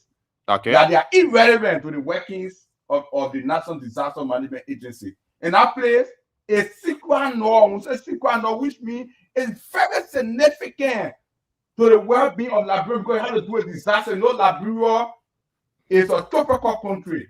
Our country experienced heavy rainfall. Flooding is one thing. Is one of our major disasters in Liberia. We are mostly involved with flooding across Liberia during rainy season, and now we are in the rainy season. In that place, a sewer entity, you cannot have a man with very low moral rectitude serving as a director of that place. Yeah, so according on the president, the West Before Soil have cataloged that man. We have been following. We have dossiers. Yeah, we have dossiers of information on that man. Yeah, so that's why I want you to disclose. You should not be taken seriously. You should be in the governmental circle. Okay. So you just want to maybe bit by bit. I don't know. We don't have the luxury of time, to go into everything, all of the allegations against him. But what are some of those things specifically that you think he's doing wrong? Like, I guess you talked about him not having a good relationship with our, his co-workers there, his subordinates there at the National Disaster Management Agency, and all of that. But you talking about lacking moral rectitude and all of, what's the basis of all those accusations against him? When I brother ascended at that place, we were happy because we feel that you are going to bring relief, brief, reform left in the National Disaster Management Agency. But to our utmost surprise, he's working there. Her lower the bar. It made us to feel very uneasy with him. So we are saying, we are calling on the person, we are humbly calling on the person that we dearly love, we dearly believe in, to see it befitting to change that man at that place. But you have not still answered the question about the specifics. What are those specific things? What are those specific wrongdoings or specific malfeasances that for which you are calling the president to have been dismissed? The man overflated. The man inflated. The man overflated a man at that place that had to do with buying logistics or buying relief items at the entity. The overflated investigation have it that a man has all money has all be called lower a man has all be for certain items. He overflated the amount, and this government, one of the mantra that the president rose to power with is to fight corruption, of which he is doing exceedingly exceptionally well in the fight against corruption. So we can have some men like Ambassadorial, who are considered as a public nuisance, undermining this president fight against malfeasance or corruption. Okay. Yes, an allegation came up that he and Sudoli inflicted false prices and falsified budget reports. And an investigation was launched into that matter. I'm not sure if the outcome of the investigation has been released to the public, because if it has been released to the public and he's found guilty of all of the accusations, then I think probably the president has taken action against him. But as it is, I think those are all allegations. But let's also hear from Lawrence Content. Lawrence, Fasu was just, pointing out names of bad rescue government. Those individuals who are exposing the rescue government to public ridicule or public disrepute. Do you have any other name on your plate, or those are all of the names? Yeah, let me begin by extending to our president. And Liberia 6 years ago, I think we have had a new Liberia in the years of one year, 6 or 5 months now, if memory can keep me right. That's proof to you that our governance that were on a serious mess some 6 years back have getting back on par. And basically, you have seen the various sector, there have been some proactive result emanating from the health sector and security education. In fact, in infrastructure, you have seen a wide range of developmental projects across our country, emanating from rehabilitation of road and reconstructions of road, and they are all fixable. So having said that, you can see the essence of wanting to see regime change is to put away the bar and bring the regime that will get on par with the people aspirations and anticipation in terms of getting what they so desire as per the social contract theory. That is why when you look at the social contract theory, we sometimes give our fundamental rights to get something in return. But in our society, sometimes we basically don't define what people sometimes vote for and what government should somehow give them back. But are you saying the unity party government is not fulfilling the social contract? No, not what I'm saying. No, not what I'm saying. I'm trying to put it on par that the social contract theory, the government is online. If you talk about electricity, I think we have some significant progress in electricity. Okay, so then let's go to the question of the question of the bad apples. We'll get to the bad apple. You can see, but that flip. You don't have some progress. You don't have the luxury of time. So we'll come to the progress. I just decided for us to start on that note. We'll come to the progresses of the government. We'll come to individuals who are, individual ministers, individual directors who are actually, contributing immensely, or who are working assiduously to the progress of this government. But right now we're looking at the bad apples. So that's why I want to stick to that. Relatively, you can see if you look at the regime, each and everyone that supported the regime, somehow, some way, they are very much important to the support of Unity Party coming to power, and they have some level of role play. Okay. But if a minister or a director sit down and think that they alone vote make President Baka president, so as such, other people are not important to the system, then they will be taking some back and coming after them. And who are those individuals? I'm coming. Like Comrade Fasu have just listed. Already talked about. Look at Siafa, the mayor. Look at Siafa, MCC. What is Siafa doing? No, He's one person that don't give accordance to partisan. Even if he plays score, he don't respond. Even if he text, listen. We talk about developmental agenda. I will come there. I will come there. I will come there. The developmental agenda. I will come there. In our personal or rescue food soldier agenda. I will come there. Yeah. You can see I will come there. If he plays score, he doesn't answer. If he texts, he doesn't answer. You have been placing call to him several times. Several times. And what was the intent of the call? Oh, you can see. I see sin as my own. Okay. So I don't think you should be asking me what may be my personal intent of placing call to. When do you call him? When do you call him? I call him besides the maybe somewhere around Friday, Saturday, Sunday, because we see these days as a less basic day. Yeah, Friday, Saturday, Sunday. But going beyond that.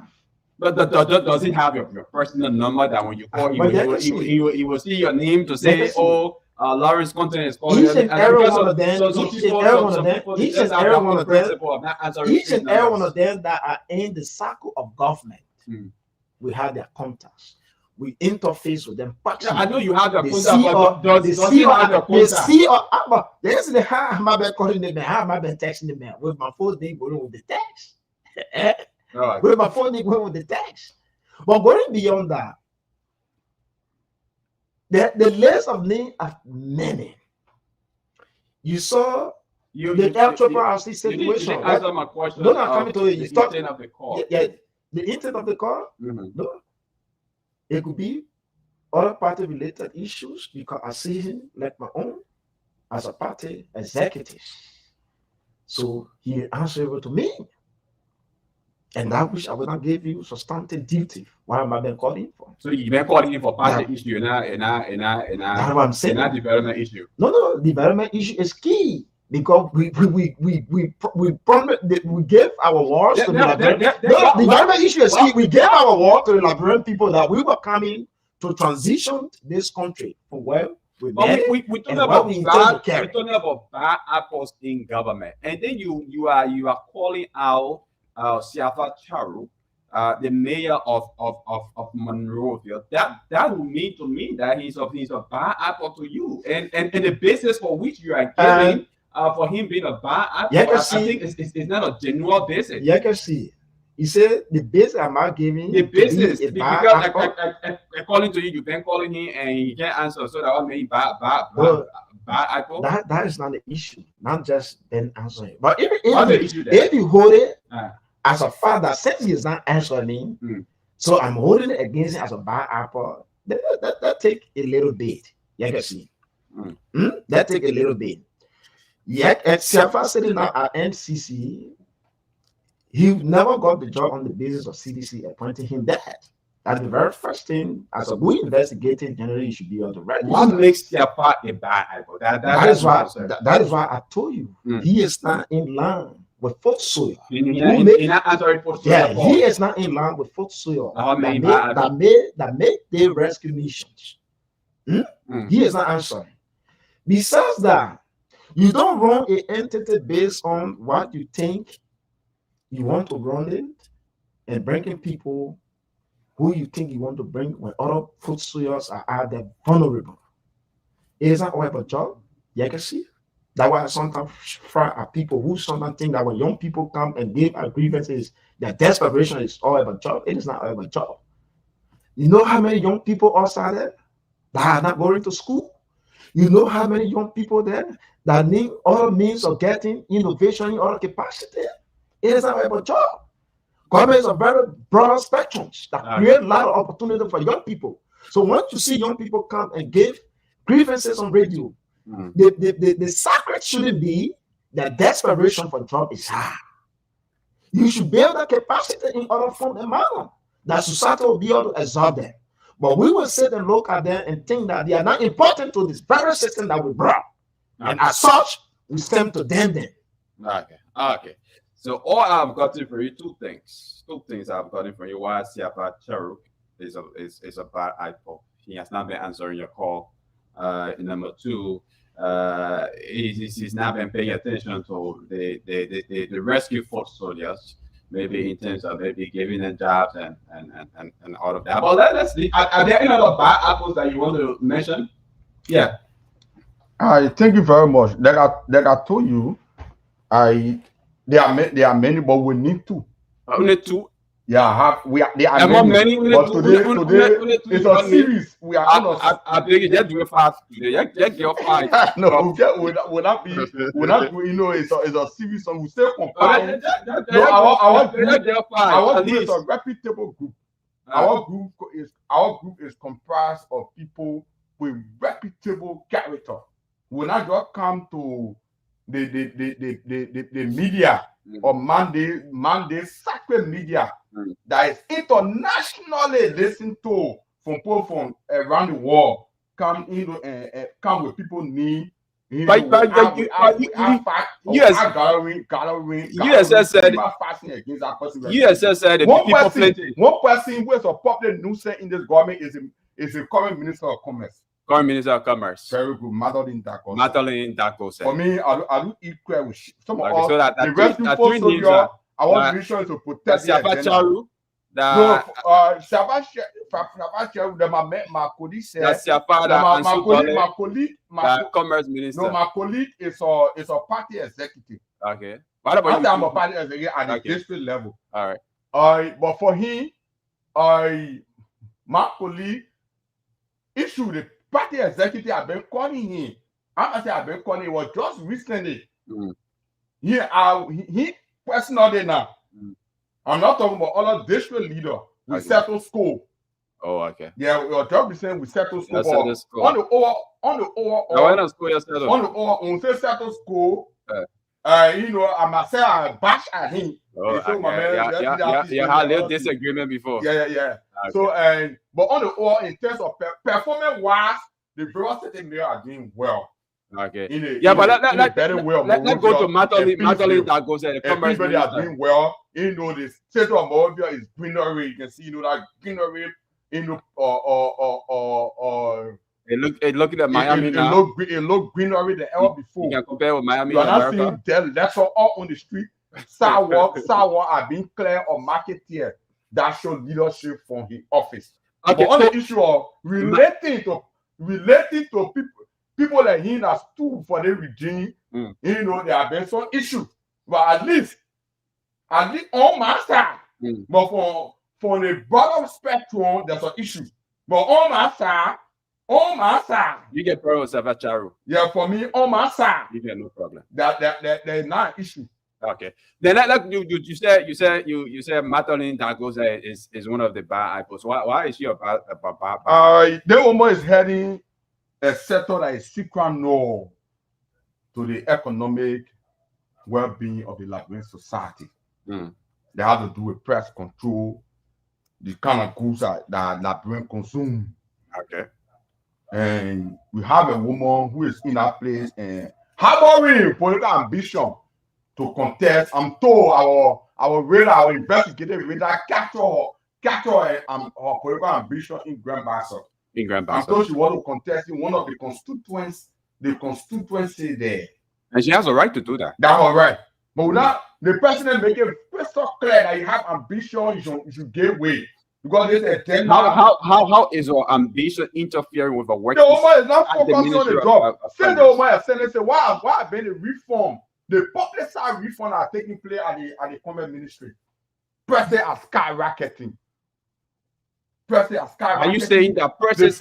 Are you saying prices are skyrocketing in the JNB under the Unity Party? No, I would say prices are skyrocketing. The US rate. But you said prices are skyrocketing. Yeah, because the prices of basic commodity in the Liberian market. So it means it go hands in hand with the exchange rate. Okay, so it means things are more difficult. Those things are not difficult. Those things are ridiculous over that have been serious reform. But in that particular era, prices are skyrocketing, then it means the prices are skyrocketing because the current minister, the woman who expect to help to one of the driving forces of our country economic system is not doing her job proficiently. Mm. Yeah, it's not doing her job proficiently or energetically. Okay. There's woman. When you say professional, what do you mean? The woman said, that place, even though there were some fundamental issues surrounding, surrounding or the former her predecessor, Honorable Amin Muda, the chair emeritus of the Evergreen Unity Party, that run through some of bloodline. There was some fundamental, but Amin Muda and Honorable Amin Muda was always updating the Liberian public about happening at the level of the common ministry. Okay. Happening at the level of the common ministry. But say the woman took over, first of all, the woman failed to update us in terms of short-term, medium-term, and long-term goal of our leadership. And then every agenda we want to address our agenda before the 6 year come to a close. Thank you very much, folks. We have the chairman of the Rescue Soldiers right here in our studio, alongside Lawrence Content, a member. Are you a member? What's the position? Well, I recall it. District 16. Oh, PRO. Yeah, District 16 PRO. Okay, District 16 PRO of the Rescue Soldiers, and the chairman himself, Fasu Kroma. So they're here talking about the performance of the government. They have named some bad apples in the government. They said Ansu Dolly is one of the bad apples, making this government not to work proactively as it should be. Martin Indapo said of Minister of Commerce, they said it's one of the bad apples in the government. And Lawrence said Charu Siapa Charu, the mayor of Monrovia, is one of the bad apples because the mayor can't pick up a phone call. Okay, so now let's go to the good apples. Since you need 3 bad apples, you need 3 good apples too. So who are some of the good apples in the rescue government? Let's begin with I guess we will have several good apples.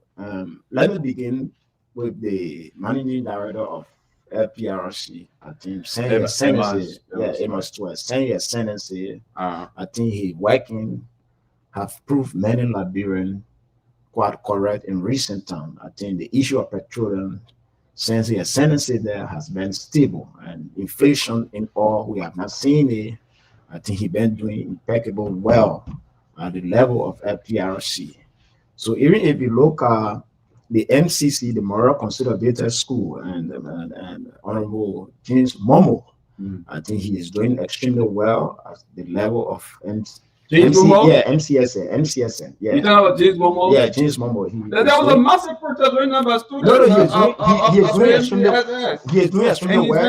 Yeah, he's doing extremely well. But in subsequent time, we will come out with where these things are coming from. Okay, so how? Tell me how is it doing well? Do you have the luxury of time? Yeah, go ahead. Go ahead. You take 2 minutes to tell me how we got the disease from the regular tendency that when people refuse to corrupt, when you threaten to indoctrinate people into corruption, and when they come out of it, their refusal sometimes it tempts other people to be their bad leaders, and that has been the problem with Honorable James is Momo at MCSA.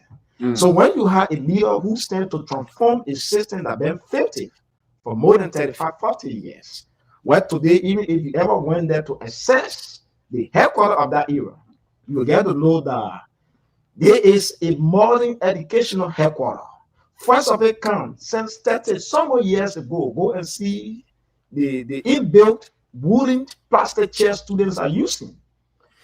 30-some years ago, chalkboard now have transitioned to marker board.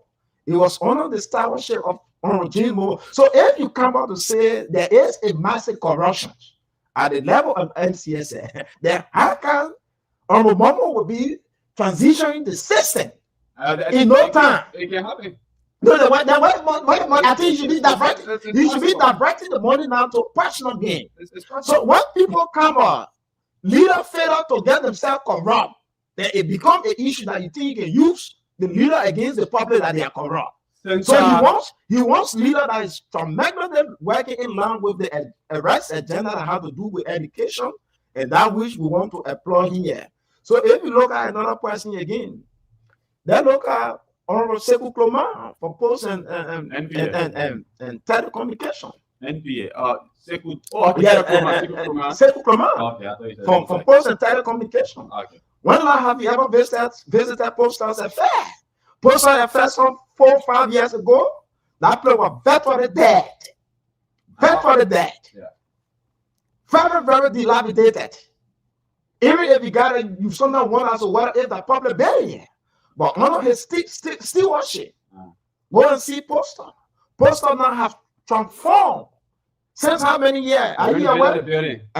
You renovated the building. I said the whole place has transformed. And that's the change there. No, that only the change. Since how many years? Are you aware that digital household mapping is on the way, about to take place on his stewardship? So we are not here to just give leaders who are not performing and bring them to the microphone. That's what the lady. When the last time you have ever visited a lady with Rachel Kabwa? So if you just gave me the time, I will enumerate lists of outstanding government leaders that continue to perform. No, the bad apples you said there were many. You only get 3. So the good apples you only get 2. Yeah, I can see the president appointed almost approximately 4,000 government officials. I do know about that. So out of 4,000, there is a possibility that we still get many bad apples in the 4,000. But that's why you need to come out. I need more. No, but you said that you never had the luxury of time. You said I never had the luxury of time. I need more name of bad apples. I said give me 5 names. If you look at the current MD, if you look at the current MD of NPA, have you been following NPA? Okay, so let's hear for you, Lawrence Conte. Fasu, sorry, Fasu Kroma. Yeah, Fasu, good apples. Names are good apples. There are tons. If I want to enumerate them here, there won't be the luxury of time. First of all, you give unlimited time to kind of expatiate on voluminous or your men already get 3 names of good apples. You get 2 at least. The LWSC. LWSC, yeah, the LWSC there. That play was virtually there. That play was used as a cash cow by Honorable Mo Ali predecessor. That's one area I will agree with you. That today we are beginning to see the provision of power water in places that never think about having power water. That is leadership on the part of the management of LWSC. Okay. Now I'll tell you about the labor. Even though there are some daunting challenges, there are still daunting challenges surrounding the labor sector. But say the Senator Honorable Copper Cry, I think he has stepped up again. He making significant inroad in that sector. Evidence of the, you have put supervisor in the field to monitor. But supervisors were in the field. Yeah, they were in the field, but they were not proactive. Today, he been supervisor are being heavily monitor on how they conduct themselves in the field. So that is leadership on the part of people of the labor minister. Okay. There's another place, Okudi said, the NPA, the men there, they're making serious inroads, send the assistance to the men. The only thing we hear about that place, that preponderance of reforms. Look at the kind of whooping melon that huge sort of money deal they made sign in Morocco with the Tangier port, one of the biggest ports in Africa. Signing agreement to kind of modernize the NPA, thereby contributing towards economic viability of that port to make it very accessible, very easy to do business, and it will thereby contribute towards the reduction of basic team pressing or basic commodity on the Liberian market. Okay. So that is leadership on the part of the NPA. Okay. Another place I want to also tell is the issue of rule of law. Okay. Serious inroads is also taking place, even though that plays a critical sector. so that you will not get see, you will not have broadly, you will not have already see the effort that have been made, but I've been see what effort. Okay, thank you. The issue of the litigation of cases, the Minister of Justice is doing exceedingly well. He's a very good man who understand the legal fee. Okay, so Lawrence earlier talked about government appointees not picking up the cause of rescue soldiers. Yeah. All right. You know, and government appointees now empowering rescue soldiers and all of that. You just want to talk about that a little bit before we go to the lines? Yeah. I know the essence of politics. The reward for politics cannot be found in heaven. Everything that all of the reward, all of the remuneration I have to do with politics are found right on earth. If you start to enjoy politics, you start enjoying it from earth. So our being into politics to campaign for this government is for empowerment and scholarship provision for our many members. Okay. And who's all to drop this have the executive of the United Party. Okay. And some appointees are the executive of the United Party. For me, I'm well grounded in the United Party. I spent over 18 years canvassing, pushing the agenda of the United Party at Thai shop in my own community. We go Cloud Town. The alpha fast will say, that means a die United Party thing. Because of my lack of empowerment today, I cannot go Cloud Town so easily. To go and find my parents have some property that I cannot go there so easily because I want to go there alone. It sounds shameful. Doesn't my man? You are spending 1/3 of your political life. Say you came to politics. You've been supporting United Party. Up to now, you are not in power. I'll tell you one thing. When I said he want to dedicate the Cloud Town school page during the before the 2011 election. At that time, her son came on refurbishment of very small community, many page across Maserado. I was the only man among the over 800 or 1,000 human beings that want to grace that occasion. I was the only person that wore United Party shirt. And that day I was standing to a location man. I said, this one said, who is this boy? Okay. I came and said, oh yeah, you are a true loyalist of United Party. My witness, life is my witness behind the water. I want you to ask the former internal affairs minister, the honor of President former President Minister Vanny Felix. He was part of the entourage that day because he told me at the Muslim Congress. And he saw me say, I'm a beginning. He stay around. I said, yeah, chief, I'm a United Party thing. And we stay around keeping the ground. Can you imagine survive in politically toxic environment? So Fasu and Lawrence, United Party. I'm working. I think it's a Saturday, and I hope to invite you another day the need to empower because we have just 4 more minutes to go, and we want to use the 4 minutes to take calls from Liberia to say what they think about everything that you have explained here, to give their own input about them. So the numbers are 0777 77 1075, 0777 77 1075, 0555 101075. Those are the numbers to put it through right here. We have with us members of the Rescue Force Soldiers, the chairman, Fasu Kroma, and Lawrence Conte, a member who's PR for one of the districts. Let's talk to this first person on the line. Hello, your name and where you join us from? Yeah, let's see. Good morning. Good morning. How are you? Let me say good morning to Lawrence Conte and Fasu. Yeah. This is somebody who came from Broadway, this is everything. So, you see, I want to appreciate them. All of us got it since years, but we still managing our expectations because we said the thing. People who before. Your line is breaking up. Hello? Hello? Yeah. Hello? Yeah. Yeah, people who were only bring and his son to have Joseph Boada elected as president today.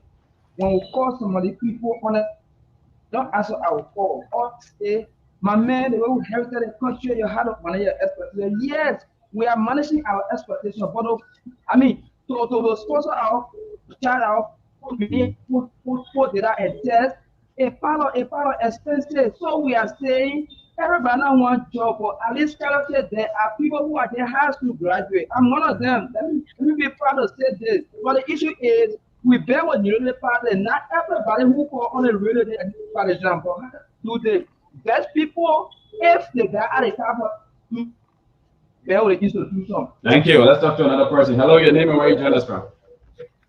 Yeah, good morning. Good morning. Lower the volume of the radio, please. Yeah, I'm Aruna M. Dolly calling from Broadview. Go ahead, please. Yeah, I follow your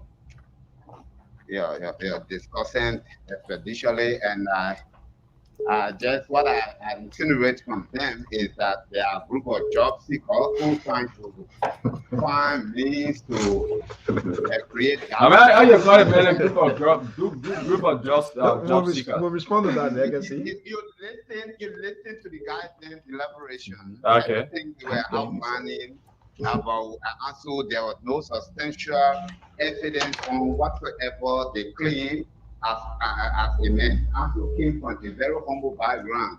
Also Dolly have over things that you are managing young people and you are these are the background you came from. Today, leadership like a director of national disaster management cannot teach Ansel Dolly. That name Ansel Dolly is a household name. He's been working at an elevated level. I think more or less now fighting for a job. They just looking for places to find jobs for themselves. And I think that they should go to their national chairperson, which is Professor Wilson. Wasn't Tape? Tape, so that he can find means for them. Tape is the one that can coordinate these things for them, but they don't even know their way out. They are just look at what he talked about Sepa. You think that Sepa will be dealing with all the so-called soldiers? Thank you. The National Executive Committee. Thank you. Rules and regulations, how to engage the directors. Thank you very much. Let's talk to this person. Hello, your name and where you join us from? Good. Yes, Spoon FM, and let me say good morning to our many listeners. Okay. Okay, I'm Ramsey F. Joseph, and I did join you from Bristol number 5, Montserrat County. Yeah, you see, in Liberia, we always love to talk about someone, just to speak our own interests. We are all crying about one person's name. But what have you done in your community before coming to the air, before sitting or putting your mouth to talk for people to hear what you are saying? What are you doing? What is your hand marking in the community? Who else knows you? Because all of those guys in our studio, if I may listen to them, they are all speaking for themselves. They're not speaking for Liberia, they're speaking for themselves. Just now, as I'm speaking, if one of them is opportune to give job to, you would never hear that name voice until they fire him by the time you come on TV and say, oh, I call it what this is going to do and nothing. But look, listen, let me tell you something. If you are not in power, you see a friend, embrace them. Thank you. So look at the Western Valley as well, but don't come and criticize it. It is Liberia. Liberia is for every one of us. Thank you. You are not Jesus Christ. Nobody is Jesus Christ in this country. Thank you for calling. Let's talk to the last person. Hello, your name and where you join us from? Hello? Yeah, I'm there. Yeah, your name and where you join us from? I'm John Morris, and I don't want to talk too much. I want whatever the serious guest. I want to talk one of the of the so like give them a telephone number and call me. Yeah, call your number, let me take it down. I'm here with John Morris. Call the number. 077 00 42 988. So where? 077 0042 Okay. Exactly, sir. John what? John Morris. John Morris. Okay, thank you for calling. Okay, so I said Western. Did I say Western Tape earlier? It should be Luther Tape, right? Yeah, Luther Tape. Okay, so let's squeeze in this person. Good morning. Good morning. Morning. Yeah, quickly. We are squeezing you in, so we give you 10 seconds. Thank you. I'll be concerned. This is cool, William, and I joined this conversation from this yesterday. Let's appreciate the commission's video for the split liberation for pointing out bad apples in our regime and also grading and giving a flower to those people who deserve to be awarded into the public stage. Look, I agree with him. You know, when you try to treat the comrade, you admitting that things started to skyrocket in the regime. No, that's not what the comrade meant. But I think since the synthesis of matter in that process, look, we are not seeing real policy change into the commerce ministry. And even when you talk about the inspector general area, wherein you need to hear people say, oh, they want to have a supermarket, there is 5 goods. They went to supermarket, there is a 5 goods, and there are disease, and the supermarket or this place have been closed down or farm. We are not hearing that because of the people that are to this place. Look at it, man. If I are heading the inspector general position, the man how does that with the problem? So where would I man go to calm down on people? Thank you. And other things. So I think our government, Thank our president needs to do well to look at that ministry. Thank you very much. Okay, let's hear from you quickly, and you want to be concise in your responses. So most of the callers say, you guys are job seekers. Job seeker, we agree.